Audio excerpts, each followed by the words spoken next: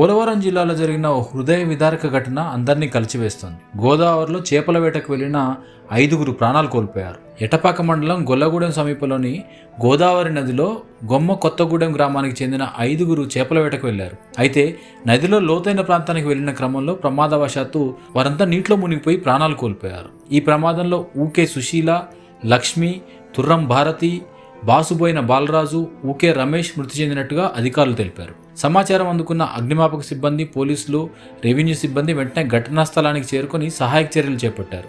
మృతదేహాలను వెలికితీశారు. ఒకే గ్రామానికి చెందిన 5 ఒకేసారి ప్రాణాలు కోల్పోవడంతో గొమ్మ కొత్తగూడెం గ్రామంలో విషాద ఛాయలు అలుముకున్నాయి. మృతుల కుటుంబాల సభ్యుల రోదనలు స్థానికులను కలిచివేస్తున్నాయి. ప్రమాదానికి సంబంధించిన పూర్తి వివరాలు సేకరించే పనిలో పోలీసులు ఉన్నారు. ఘటనకు సంబంధించిన సమాచారం అందుకున్న రాష్ట్ర ఉప ముఖ్యమంత్రి పవన్ కళ్యాణ్, మంత్రి నారా లోకేష్ తదితర ప్రముఖులంతా కూడా తీవ్ర దిగ్భ్రాంతిని వ్యక్తం చేశారు. మృతుల కుటుంబాలకు తమ ప్రగాఢ సానుభూతిని తెలియజేశారు.